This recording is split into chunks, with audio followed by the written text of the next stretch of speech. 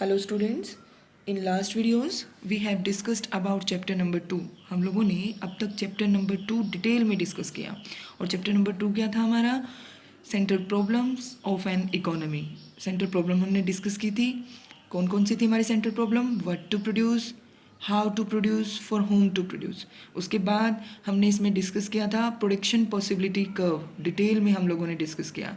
I hope आप लोगों ने प्रैक्टिस की होगी उसकी और अच्छे से उसको समझा भी होगा और सारे असाइनमेंट आप लोगों ने किए होंगे। So today we will start chapter number 3, that is consumer equilibrium utility analysis. So सबसे पहले तो हम चैप्टर का जो नेम है, consumer, who is consumer, what is equilibrium, meaning of utility, हम लोग ये डिस्कस करेंगे। सबसे पहले तो इस चैप्टर के नेम का मीनिंग क्या है। So first of all, consumer, who is consumer? Consumer is an economic agent who uses goods and services for the direct satisfaction of his or her wants। So सबसे पहले तो consumer क्या है? एक economic agent है। What is economic agent? Economic agent are participant in the economy that engage in production, exchange, consumption and investment। ये क्या है? एक इकोनॉमिक एजेंट है जो हमने फर्स्ट चैप्टर में इकोनॉमिक एक्टिविटीज़ की थी। कितनी होती है हमारी इकोनॉमिक एक्टिविटी? 4। कौन कौन सी थी? प्रोडक्शन, कंजम्पशन, एक्सचेंज और इन्वेस्टमेंट। एक इकोनॉमिक एजेंट कौन है? वो है जो पार्टिसिपेट करता है इन 4 एक्टिविटीज़ में। वो कौन होता है? इकोनॉमिक एजेंट होता है। सो इकोनॉमिक एजेंट को आप सिंपल भाषा में बोल सकते हो डिसीजन मेकर, जो डिसीजन लेता है। So who is consumer? A consumer is an economic agent who use goods and service for the direct satisfaction of his और हर वांट्स। अपनी वांट को सेटिस्फाई करने के लिए जब एक पर्सन गुड्स एंड सर्विसेज को खरीदता है तो वो क्या होता है? कंज्यूमर होता है। जैसे फॉर एग्जांपल हम कोई भी गुड्स खरीदते हैं, कोई भी चीज़ लेके आते हैं। फॉर एग्जांपल हम ब्रेड लेके आए, ब्रेड किस लिए लेके आए? खाने के लिए। तो वो क्या करना हमने? डायरेक्ट सेटिस्फेक्शन, हमारी डायरेक्ट सेटिस्फेक्शन के लिए हम अगर कोई भी चीज़ खरीद रहे हैं, डैट इज कॉल्ड, वो कौन है? वो पर्सन कंज्यूमर है। अब normally generally a consumer is thought of as an individual, but in practice consumer consist of institutions. हम नॉर्मली क्या कहते हैं कि एक इंडिविजुअल क्या है? कंज्यूमर है। लेकिन ऑलवेज एक इंडिविजुअल ही कंज्यूमर नहीं होता। कंज्यूमर कंसिस्ट ऑफ इंस्टीट्यूशन, कोई इंस्टीट्यूशन कंज्यूमर हो सकती है, इंडिविजुअल्स हो सकते हैं, या ग्रुप ऑफ इंडिविजुअल्स भी हमारे कंज्यूमर हो सकते हैं, या कोई हाउस होल्ड भी क्या हो सकता है? कंज्यूमर हो सकता है। क्योंकि हाउस होल्ड भी क्या करता है? थिंग्स को यूज़ करता है। इंस्टीट्यूशन भी क्या करते हैं? थिंग्स को बाय करते हैं। सो जो भी अपनी सेटिस्फेक्शन को, अपनी वांट को सेटिस्फाई करने के लिए कोई भी गुड्स अगर खरीद रहा है या कोई भी सर्विसेज ले रहा है तो उसको हम क्या कहेंगे? कंज्यूमर कहेंगे। Next term is equilibrium. Consumer हमें पता लग गया। नेक्स्ट हम क्या करेंगे? Equilibrium. What is equilibrium?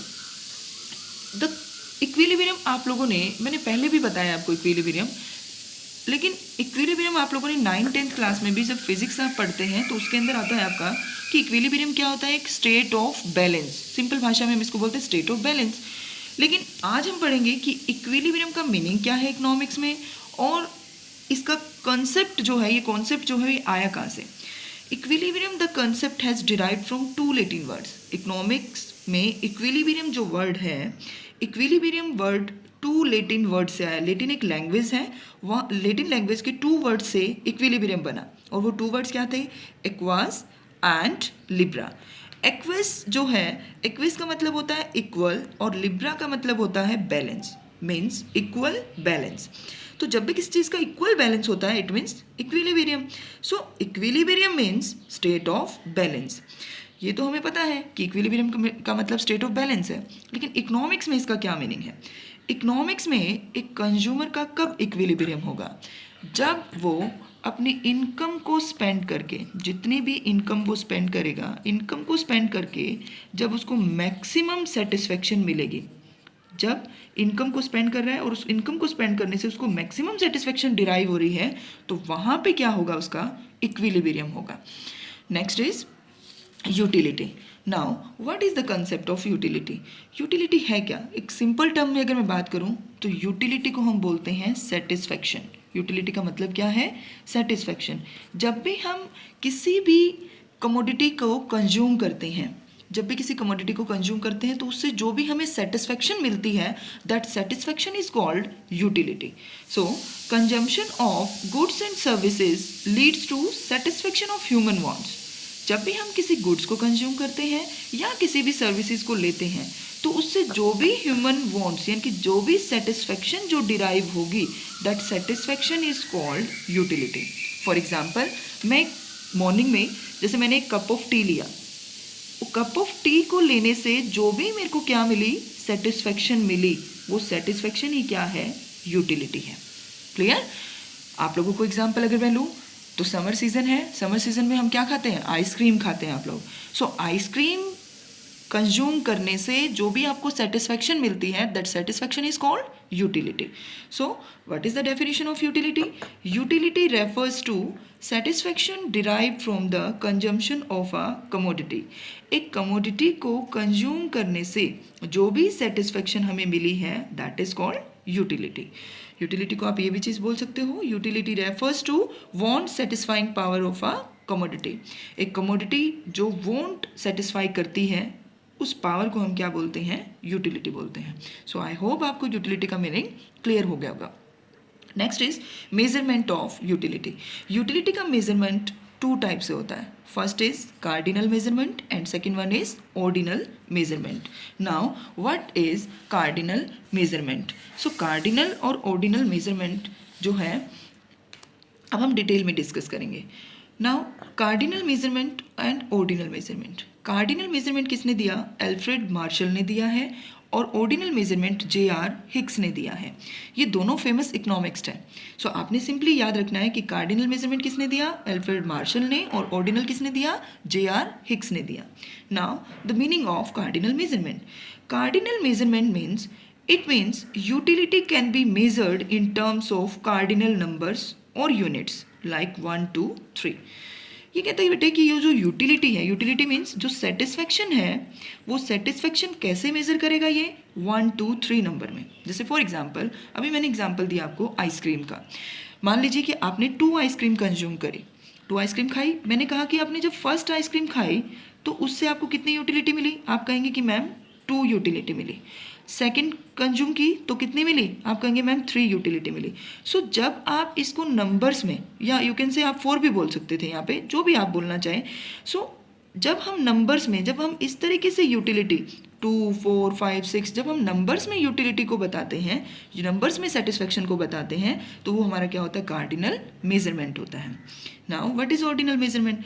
Ordinal measurement means कि J.R. हिक्स क्या कहता है कि utility can only B ranked. कहता है कि यूटिलिटी को हम सिर्फ रैंक कर सकते हैं, कभी भी इस तरीके से नंबर्स में नहीं बता सकते हैं. और ऑब्वियसली क्या मैं अगर आपसे पूछूं कि आपने जो आइसक्रीम खाई आपको कितनी यूटिलिटी मिली, क्या आप नंबर्स में बता सकते हैं? नहीं बता सकते हैं कि मेरे को 5 यूटिलिटी मिली या 6 यूटिलिटी मिली, आप नहीं बता सकते. लेकिन आप रैंक कर सकते हैं. रैंक कैसे?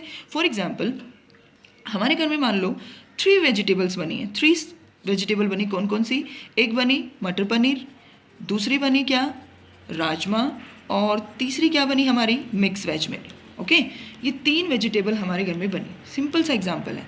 अगर मैं पूछूं आपसे, अब मैं आपको कहूं कि तीनों वेजिटेबल आपने खाई और मैं कहूँगी कि आपको सबसे अच्छी कौन सी लगी, आप रैंक करो, तो आप इजीली रैंक कर देंगे कि फर्स्ट नंबर पे मेरे को राजमा चावल लगे, सेकंड पे मेरे को मटर पनीर लगा, और थर्ड नंबर पे मुझे क्या लगा, मिक्स वेज लगा. तो आपने क्या कर दिया, उसको रैंक दे दिया.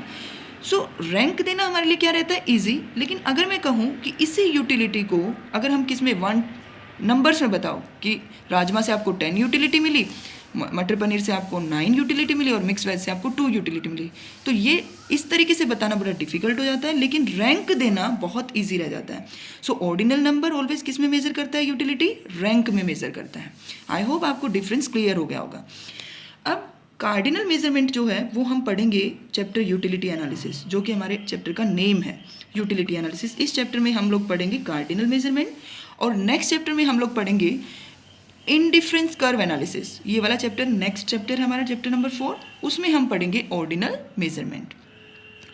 अब मैंने क्या कहा, जो यूटिलिटी है जैसे 2, 4, 6 जो यूटिलिटी है वो मेज़र की जाती है एक स्टैंडर्ड यूनिट में. जिस तरीके से हम लोग मिल्क को लीटर में, है ना, मिल्क को लीटर में करते हैं मेज़र, एक मेज़रमेंट यूनिट होती है, मीटर होती है, किलोमीटर होती है, इस तरीके से हम क्या करते हैं, ये हमारी मेज़रमेंट यूनिट है। सेम वे में यूटिलिटी को मेज़र करने की भी एक यूनिट होती है, उस यूनिट को हम क्या बोलते हैं, एक स्टैंडर्ड यूनिट को यूटिल्स, क्या बोलेंगे उसको, यूटिल्स। और यूटिल्स का कॉन्सेप्ट जो है वो फर्स्ट टाइम जो दिया था वो किसने दिया था, फिशर ने दिया था। फिशर भी एक फेमस इकोनॉमिस्ट है, उन्होंने यूटिलिटी का मेजरमेंट यूनिट दी थी, that is utils. So utils में हम यूटिलिटी को मेजर करते हैं। So that's all for today. Next video में we will discuss about the concept of total utility and marginal utility. Assignment इस टॉपिक से रिलेटेड अपलोड कर दी गई है, वहाँ से डाउनलोड करके इकोनॉमिक्स की नोटबुक में करें। Thank you student.